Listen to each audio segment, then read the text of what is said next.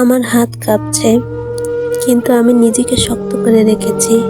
পাশে বসে আদিত্য নিশ্চুপ। আদিত্যর চোখে অপরাধের ছাপ স্পষ্ট। আমাদের একসঙ্গে থাকার গল্পটা শুরু হয়েছিল দারুণ এক প্রেমের মাধ্যমে, কিন্তু শেষটা এমন হবে তা কল্পনাও করিনি। 5 বছর আগে কলেজের অনুষ্ঠানে আমাদের প্রথম দেখা হয়েছিল। আমি গানের জন্য পুরস্কার নিচ্ছিলাম, আর দর্শকদের মাঝে বসে থাকা আদিত্য আমার থেকে চোখ সরাতে পারেনি। সেদিন থেকেই আমাদের গল্পটা শুরু। একসঙ্গে পড়াশোনা, কফি শপে আড্ডা, মেঘলার দিনে একসঙ্গে বৃষ্টিতে ভিজতে যাওয়া, সব ছিল যেন রূপকথার মতো। তারপর বিয়ে, কিন্তু বাস্তব জীবনের রূপকথা দীর্ঘদিন ধরে টিকে না। বিয়ের পরপরই শুরু হয় সমস্যার পাহাড়। আদিত্যর কাজের চাপে আমি একা হতে থাকি। আমার ক্যারিয়ারের স্বপ্নগুলো আস্তে আস্তে ঝাপসা হয়ে যায়। দিন যত গড়ায় ততই দূরত্ব বাড়তে থাকে।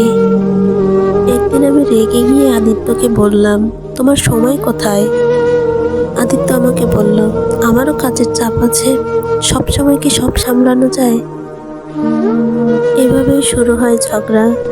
ছোট ছোট কথার মধ্যে লুকিয়ে থাকা অপমান আর দুঃখগুলো জমতেই থাকে। আমাদের মধ্যে ভুল বোঝাবুঝি এমন জায়গায় পৌঁছায় যেখানে আমরা একে অপরের দোষ দিতে থাকি। আজকের দিনটি সেই দোষারোপের শেষ দিন। আদালতের ভিতর বিচারের সময় এসে গেল। বিচারক আমাদের দুজনের বক্তব্য শুনেই বিচ্ছেদের অনুমতি দেন। আদিত্য চুপচাপ কাগজে সই দিয়ে বেরিয়ে আসে। আদালতের সিঁড়িতে আমি হঠাৎ করে আদিত্যকে বলি, সবকিছুই যেন এত তাড়াতাড়ি শেষ হয়ে গেল।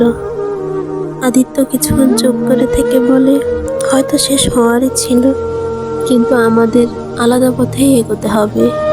হঠাৎ করেই একটি মেয়ে আসে আদিত্যকে নিয়ে যাবার জন্য, কিন্তু আমি মেয়েটিকে চিনতে পারিনি। এক পর্যায়ে আদিত্য আমাদের পরিচয় করিয়ে দেয়। আদিত্যর সাথে মেয়েটির 2 বছরের সম্পর্ক। ওরা এখন বিয়ে করার জন্য দুজনেই প্রস্তুত। আমি ওদের কথা শুনে পুরোই অবাক হই। নিজের চোখের সামনে ওদের ওই ভালোবাসা দেখে আমি সহ্য করতে না পেরে চলে যাই। আমি আমার সব কিছু নিয়েই বাবার বাড়ি চলে আসি। পরে বুঝতে পারি আমাদের ভিতরে এত ঝামেলার একটাই কারণ, যেখানে দুজনের ভিতর কতই ভালোবাসা ছিল, সেখানে অন্য একটা মেয়ের জন্য দুজনের ভিতরে এতই দূরত্ব।